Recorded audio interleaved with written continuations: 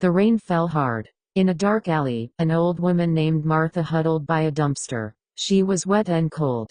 Her daughter, Sharon, had thrown her out hours before. Martha had no way.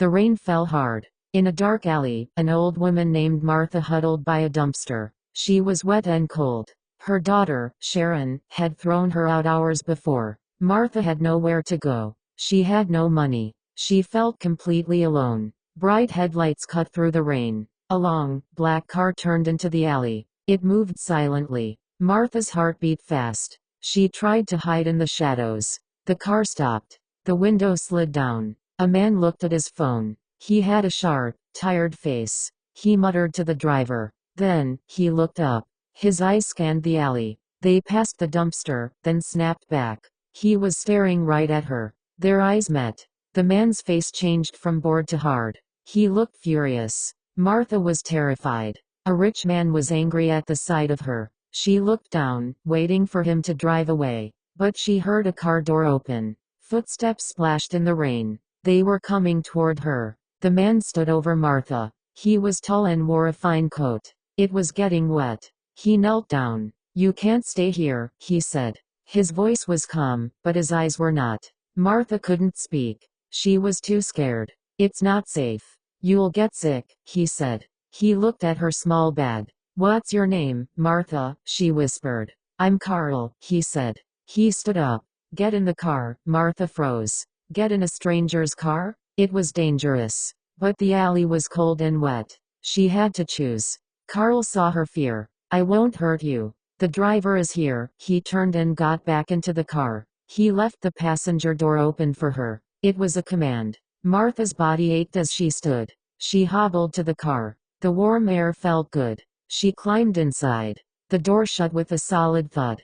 The car moved. Martha stared ahead. She was safe from the rain. But where was he taking her? Was this a rescue or a mistake? The car was quiet. Martha watched the city lights blur. They entered a neighborhood of huge houses. The car stopped at a giant, modern home made of glass. Carl was already at the front door. "Come inside," he called. Martha walked slowly. The entrance hall was huge and shiny. A woman in a suit appeared. She had no expression. "Elora," Carl said. "This is Martha. Prepare the blue room. Find her dry clothes." Elora nodded. "This way, ma'am." Carl looked at Martha. "Get some rest." Then he walked away down a dark hall. Martha followed Elora up a grand staircase. The house was eerily quiet. The blue room was bigger than her old apartment. The bed was soft. She was warm and safe. But she felt lost. Who was this man? Why did he bring her here? Later, she heard a sound. A muffled cry from somewhere in the house. It sounded like a man. Was it Carl? Why was he crying? The mystery deepened. In the morning, Elora brought tea and toast. "Mr. Vance will see you in his study," she said. Carl sat behind a large desk. He looked tired.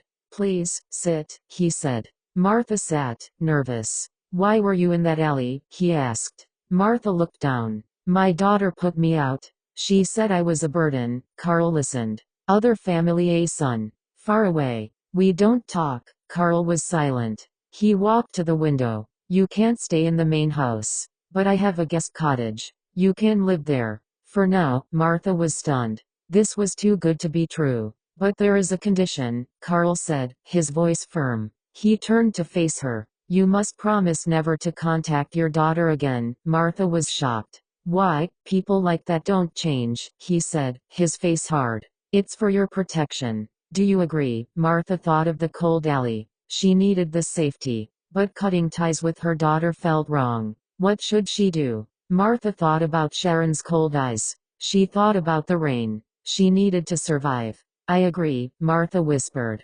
Carl nodded. Good. The guest cottage was small and cozy. It felt like a real home. Elora showed her around. "Your meals will be here. Please stay on this side of the garden. Mr. Vance values his privacy." Martha understood. She was in a gilded cage. Days passed. She was comfortable but lonely. She saw Carl from a distance. He never smiled. One evening, she heard shouting from the main house. A man named Michael was yelling. Bringing a homeless woman here? What are you thinking, Carl? The board is asking questions. It's my business, Carl shouted back.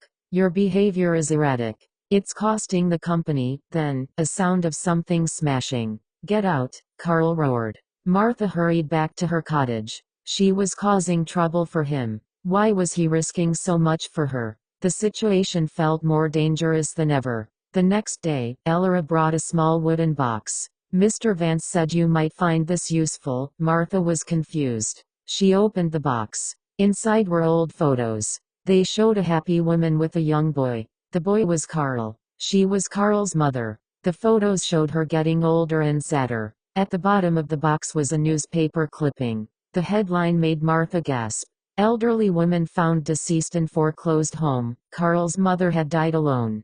Carl was busy building his company. He didn't know she was in trouble. He had failed her. Martha understood. Carl saw his mother in her. He was trying to save her to fix the past. His anger in the alley was at himself. Just then, the phone rang. It was the first time. Martha picked it up.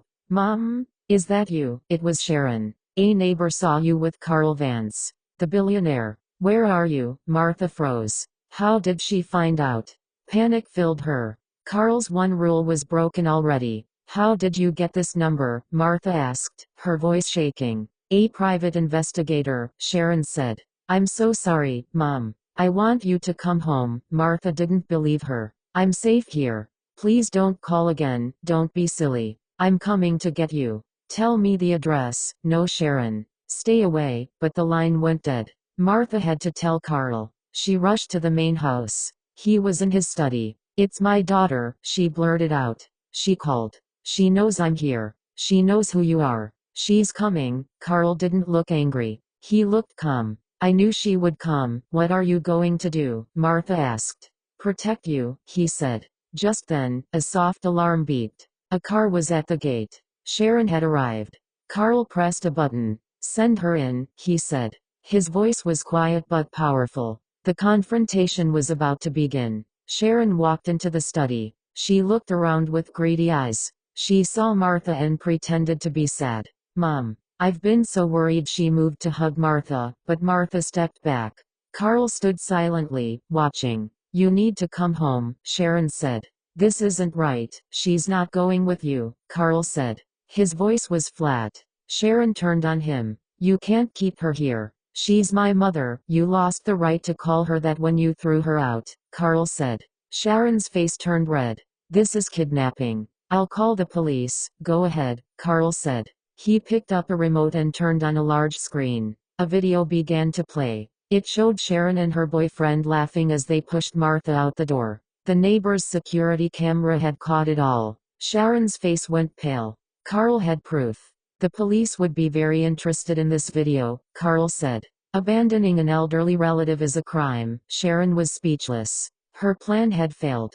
But I won't call them, Carl continued. If you agree to my terms. What terms? Sharon asked, her voice shaky. You will sign a paper. You give up all legal rights to contact Martha or make decisions for her. In return, you will receive a one-time payment. A small one. Enough to clear your debts, but not enough to make you rich. Sharon's eyes lit up at the mention of money. How much? Carl named a sum. It was modest. Sharon hesitated, but she saw the video still playing. She had no choice. Okay, she said quickly. I'll sign. A lawyer walked into the room. He had the papers ready. Sharon signed them without reading much. She took the check and left without looking back at Martha. The door closed. Martha was safe from her daughter. But she looked at Carl. He had bought her freedom. What did he want in return? The lawyer left. Martha and Carl were alone in the study. Thank you, Martha said softly. Carl nodded.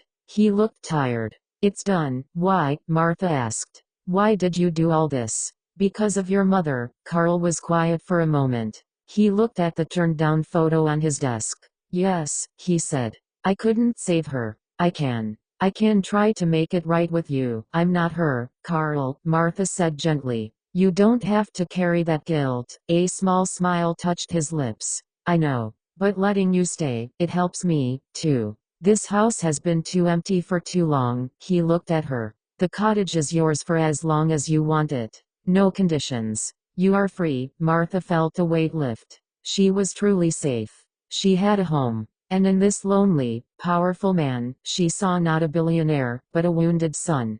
Perhaps they could both help each other heal. The future, for the first time in a long time, felt peaceful. The moral lesson to learn from this story is that true kindness is shown through actions, not just wealth or words. We must learn from our past mistakes instead of being trapped by guilt. It is important to set firm boundaries with those who cause us harm, even family. Redemption is found in making amends in the present, not by dwelling on the past. Finally, healing and purpose can often be found when we help others. I will love to hear from you. What lesson did you learn from this story? Share your thoughts in the comments section. I enjoy reading all of them. Another exciting story is coming up here in a few days, so don't forget to subscribe to this channel and turn on the notifications bell to be the first person to be notified when it's out. Hit the like button and share with your friends. Thanks for watching till the end. See you in the next story.